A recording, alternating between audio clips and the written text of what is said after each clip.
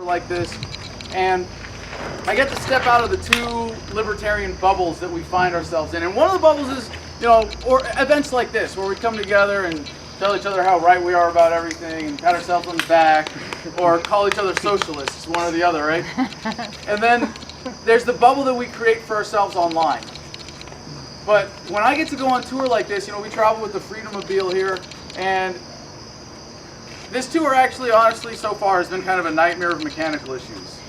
So I had to bring on my own mechanic, Eden, now, who is like nonstop keeping these rigs on the road.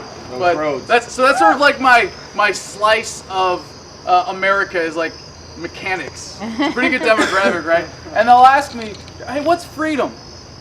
Oh, it's people at gas stations too, normally. Just anybody who sees, well, hey, what's freedom? And I say, oh, it's this book that I started writing when I was in jail for civil disobedience. It's about how we create a more peaceful, productive, and harmonious society by dissolving government altogether. And most of them go, sounds like a good idea. You would be shocked when you present this message with that love and compassion and that clear intent of making people's lives better, how receptive they are.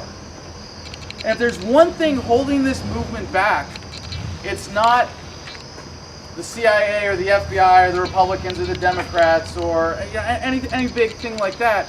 It's in ourselves.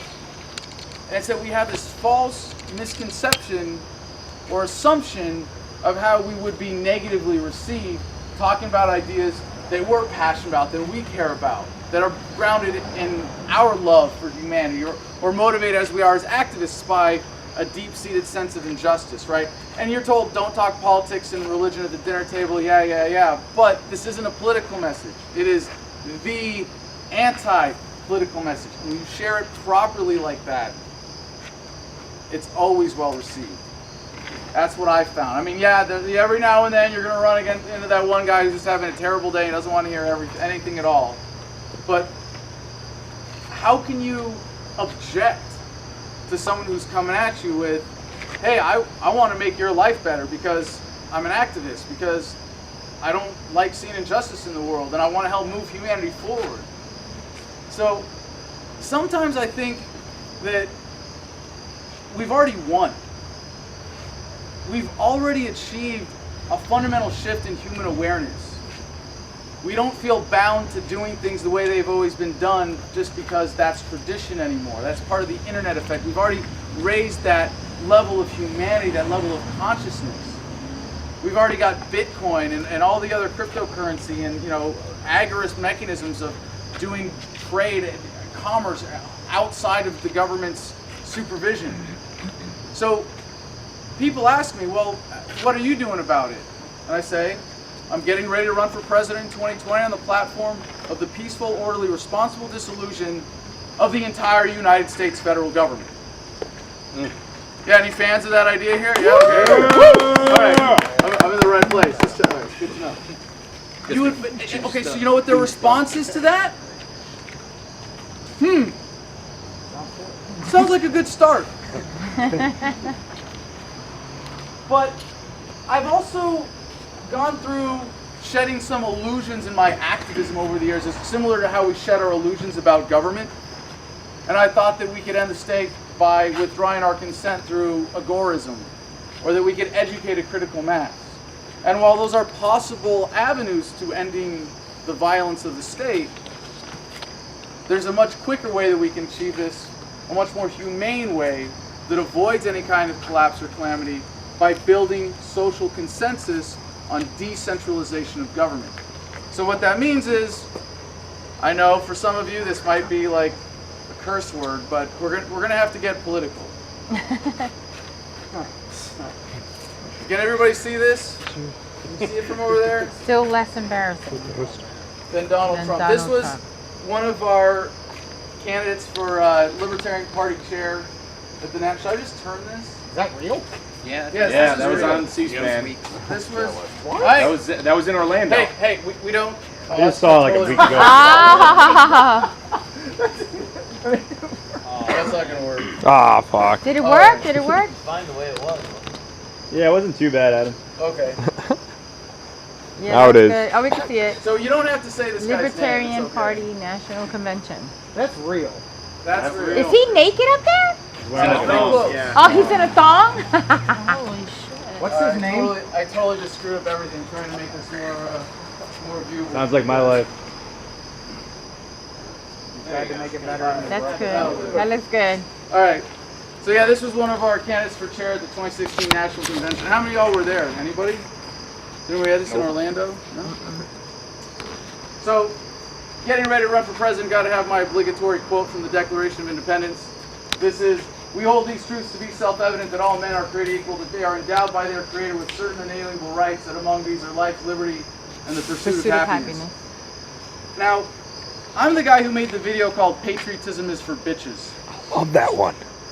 And I stand by my point that I'm not using the term bitch in like a just random, insult, pejorative term. I mean specifically that if you allow your love to be defined by government or by the state in any way, you are making yourself submissive or subservient, if not to that authority, to some collective. But this transcends that. This, as the core of Americanism, is something that does make me, I hate to say it, but yes, patriotic. Because it is the American tradition to lead the world towards these ideals by overthrowing empires. That is how this country started. And now we have another incredible opportunity to once again lead the world forward towards freedom by overthrowing the biggest empire the world has ever known. The government. And yet we have been fooled into thinking that government is how we pursue these ideals. So, anybody fans of the exhibit here? Is it? Taking away too Hit my rod. Yo, dog, I heard you trust the government, so I got you some fluoridated water, WMDs from Iraq, safe alternatives to marijuana, and a constitution that will protect your rights. Never happened. So, Still pimping rides. this is the Taxation is Theft tour. I got my obligatory Taxation is Theft memes in here. Even if you don't admit it, taxation is theft.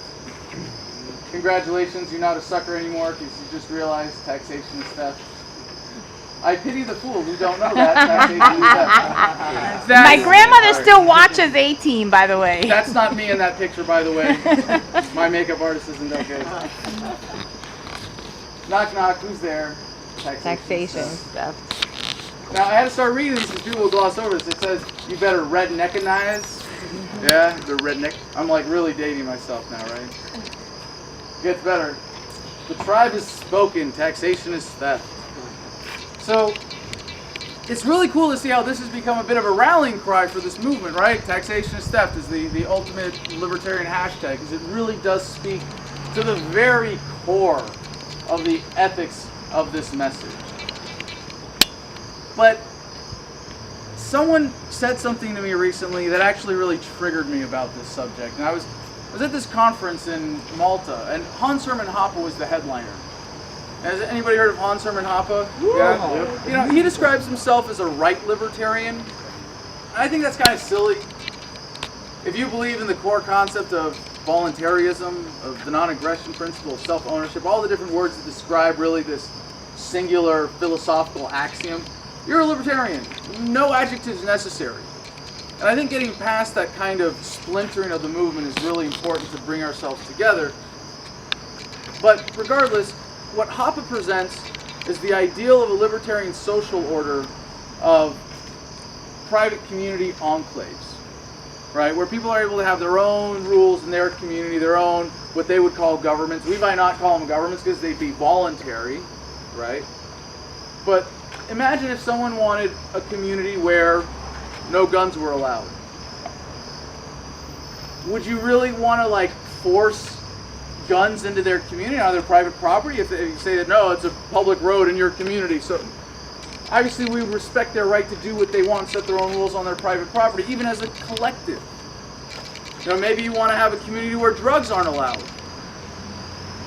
Okay, I'm just not going to go to any of your parties, fine, but you know, like, I'm not gonna break your rules and bring drugs on your property.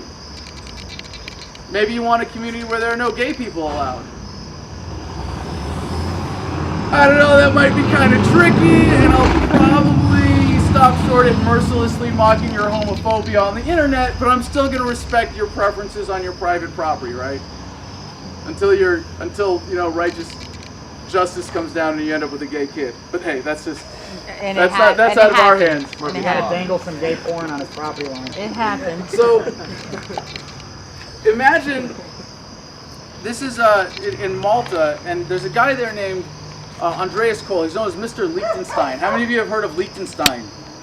All right, and the rest of you went to government schools, I can tell. Liechtenstein is a country in Europe. It's a very tiny one. It's 40,000 people.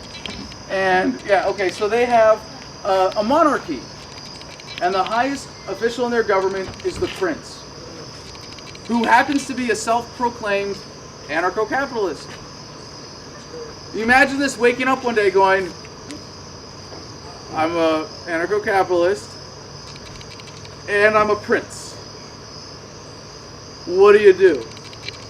Now this is in a country where there are just a handful of small city-states, or not city-states, but city-based communities, where they all have the explicit right to secede. They have a lot of autonomy. And the prince, so what he did is he put out a referendum to limit his power. And it failed overwhelmingly. Over 70% of the population said, no, Mr. Prince, please keep your powers. The reason you haven't heard of this is because it's the closest thing we have on earth today to voluntary government. It's not Somalia. And for this, Liechtenstein has done very well, being a population of less than 40,000, no particularly valuable natural resources. They've done very well for their standard of living, quality of life, all of that. And what Andreas said was that triggered me, was that we should be agnostic about taxes and regulations. And I was like, whoa, the tribe has spoken, taxation is step. What do you mean I'm supposed to be agnostic about taxes and regulation? Are you kidding? And he said, well, if you think about how we achieve this libertarian social order and what it would look like at that community level, what if they have membership dues? We would call them membership dues because it's not coercive, but what if they call it taxes? What if they have rules in their community that they call regulations, but we would just call private property contract-based agreements that really wouldn't meet the definition that we would use for government or coercive or any of those things, right? And what this suggests is an entirely different strategy. And I started writing about this in my book in 2014, and yet, 2013. And we see a sort of natural convergence in our movement of people favoring decentralization, localization. We see a global movement of people towards secession. Brexit, there's a Scottish vote, Catalonia in Spain has a huge independence movement in the United States.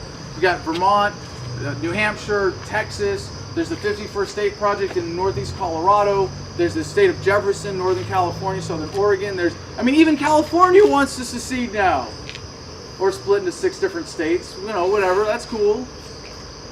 But you see how people are thinking differently. They're realizing that we don't have to depend on these large centralized systems. So the strategy that this suggests is if someone comes to you and says, hey, I think government should do X. And typically our response as libertarians is, hell no, you're wrong. Right? Something like that. Yeah. Especially on Facebook. Oh, yeah. Yeah. FOH. But what if instead I was able to say, okay, so you think government should do X. Are you okay with government doing X just at your community level? Only with people who want to participate voluntarily in a way you don't force anybody into that system? Are you okay with government doing X in such a way that you don't force it on your neighboring community through a central government or any other way? Because guess what? Then you're a libertarian. And this shift from debating philosophy and ideals is what it's going to take to turn us from a debate club into a real political movement. So, if you can't read this, it says, yes, this is tech support, your government's doing what? Have you tried turning it off and back on again? Of course, that begs the question, if you could turn your government off, would you turn it back on? Why would you turn it back on? So, this platform, running for president to dissolve the federal government, is basically centered around one executive order. we have a legal team and a policy team working on this right now to develop the framework legally to make it a clear, concise, binding document, and a policy team to determine exactly how we handle this agency by agency in a practical way. So we go in, and it includes my resignation. First thing, that's part of it. That's why I say I'm running for not president, although it's also because we're not filing FEC paperwork yet. It's really more accurate to say that I'm running for not president. The first thing in this executive order is going to be my resignation, where I become custodian of the federal government. It's like going in as a bankruptcy agent, taking charge in order to dissolve the institution in a responsible way to pay the creditors as best as possible. Appointees. It contains the people who would be appointed not as secretary of X, but custodian of X for each particular agency. Someone who's capable of carrying out this preordained process for how that agency would be handled. And that process is laid out in as much detail as possible so that that document is publicly available on the election day in 2020, and the American people will know exactly what they are voting on. So I get asked the question sometimes, is it constitutional? Hell no! When was the last time a president signed a constitutional executive order anyway? More importantly, we are invoking the higher authority of the Declaration of Independence, which says we not only have the right but the duty to abolish systems of government that do not serve us. So every agency of the federal government will either be localized, that is, transitioned down to the states. Really not that complicated, right? You have someone, you get to send home 95% of the personnel right away, and then you have a way of saying, all right, now this state, you own these facilities and these personnel who are working for you here in this state, you know, like Department of Transportation. I'm a libertarian because I hate roads, obviously. You guys get the question right? Who will build the roads? No? Ever? Every day. All right. Well, you know, I mentioned this on the last tour, but at the time, I had just actually built a road on my own property in Arizona, and we had a little naming contest for it, and the winner, above and beyond the rest, clear Road. So that's what it's going to be called. Liquidated. The assets of the federal government are going to be liquidated so that we can fund the things that need to be funded in the continuation of the federal government. And the main thing is Social Security. After we've funded all the particular functions that need to be carried out in the process of dissolution for the agencies that need to continue, then all the funds that are remaining go into Social Security until they run out. It's hard to say how much there will be, and I don't want to overpromise, because we don't know what the state of the economy is going to be, we don't know what the state of the federal government is going to be, but they've stolen a lot from all of us, and this is a way to take back what we reasonably can. Or liberated. Now, I like to use the example of the VA for this, and most veterans, when I ask them how often do you go to the VA, will say as little as possible. And we have 20 veterans committing suicide a day in this country. It's sad. The VA does not exist to take care of veterans. It exists to make it look like government cares about veterans so that they can keep convincing people to enlist. You're right. Now, when I went to the VA, when I got back from Iraq, I told them I was having trouble sleeping. I got 5 prescriptions in a brown paper bag. 3 of them had suicide listed as a side effect. It's not because there aren't good people who sacrifice and make, personal compromises to work at the VA and take pay cuts, but the system is set up to favor the corrupt people who pull the strings of government, not veterans. So what do we do to privatize the VA? Spin it off, make it a private institution, give it an endowment as you're liquidating the federal government, and give every single veteran in America 1 ownership voting share. And if you put those resources in the hands of veterans, without government in the way, I guarantee you will not have 20 veterans committing suicide every day. Right. Or homeless. 900 bases in 153 countries is not fighting for your freedom, it is an empire. Now, I thought this was going to be the biggest objection of this platform. That every time I mentioned it, someone was going to say, oh, well, without a military, who's going to keep us safe? And I hope most of you know that having a military actually makes us less safe. That the American founders were against a standing army for a good reason. They favored the militia defense because they knew that a military